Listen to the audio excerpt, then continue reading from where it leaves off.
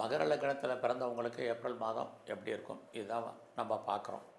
நீங்கள் எந்த ராசியில் பிறந்தாலும் சரி, மகர லக்னத்தில் பிறந்தவங்களுக்கு இந்த மாதம் கிரக நிலைகளால் என்ன நன்மை, என்ன பிரச்சனைகள், அதை தீர்ப்பதற்கான வாய்ப்புகள் என்ன, இதான் மெயினாக பார்க்குறோம். உங்களை பொறுத்த வரைக்கும் உங்களுடைய லக்னத்துக்கு 2ஆம் இடத்துல ராகு இருக்கார், புதன் 10ஆம் தேதி வரைக்கும் இருக்கார், குரு பகவான் பார்க்குறார். இதெல்லாமே வருமானம் சம்பாத்தியம் கூடுவதற்கான வாய்ப்பு இருக்குது. இது வரைக்கும் நீங்கள் உழைச்சி சம்பாதிக்கக்கூடியது கையில் இல்லை. ஆனாலும் கூட இந்த மாதமும் உங்களை பொறுத்த வரைக்கும் உங்களுடைய லக்னத்துக்கு 12ஆம் இடத்தை குரு சனி பகவான் பார்க்கறது.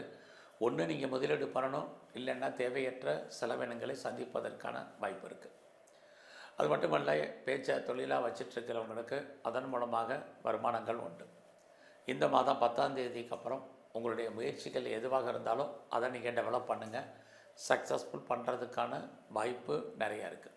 ஸோ இந்த மாதம் 10ஆம் தேதிக்கு அப்புறம் உங்களுடைய பிரிஞ்சு போன எனி ரிலேஷன்ஷிப் மறுபடியும் ஒன்று சேர்வதற்கான வாய்ப்புகள் நிறையா இருக்குது. உறவுகளால் நன்மை, உறவுகளால் மகிழ்ச்சி, சந்தோஷம் இருக்குது. பட் எதை லைஃப்பில் முதல்ல செய்யணும், ரெண்டாவது செய்யணுங்கிறத டிசைட் பண்ணுங்கள். இது இந்த மாதம் ரொம்ப முக்கியம். இந்த மாதம் உங்களுடைய ப்ராஜெக்ட் எதுவாக இருந்தாலும் யோசித்து சீக்கிரம் செயல்படுங்க. ஒரு பக்கம் உங்களுடைய லக்ன அதிபதி சனி பகவான் 3ஆம் இடத்துல இருக்கார். தேவையற்ற குழப்பம், தேவையற்ற சிந்தனை, தேவையற்ற பிரச்சனைகளில் நீங்கள் தலையிடாமல் ஒரே சிந்தனையோடு இருங்க. ஜெயிக்கிறதுக்கான வாய்ப்புகள் இருக்குது. குறிப்பாக உங்களை பொறுத்த வரைக்கும் வீடு மாறணும், இடம் மாறணும், ஊர் மாறணும்னு நினச்சிட்டு இருந்தவங்களுக்கு மாற்றங்கள் உண்டு. நீங்கள் முற்றிலும் புதிய சூழ்நிலைகள், புதிய இடங்களில் வாழ்க்கை நடத்துவதற்கான வாய்ப்பு இருக்குது. வேலையின் காரணமாக அடிக்கடி ட்ராவல், அந்த ட்ராவல் உங்களுக்கு மகிழ்ச்சியை கொடுக்கும். இந்த மாதத்தில் மகர லக்னத்தில் பொறுத்த வரைக்கும் யாரெல்லாம் வெளியூரில், வெளிநாட்டில், வெளி மாநிலத்தில் இன்வெஸ்ட்மெண்ட் பண்ணணும்னு நினைக்கிறீங்களோ பண்ணுங்கள். நீங்கள் உங்களுடைய வெளிநாட்டு தொடர்பில் யாரெல்லாம் ரிசர்ச் பண்ணுறீங்க, பிஹெச்டி பண்ணிங்கன்னா பாஸ் பண்ணுவீங்க.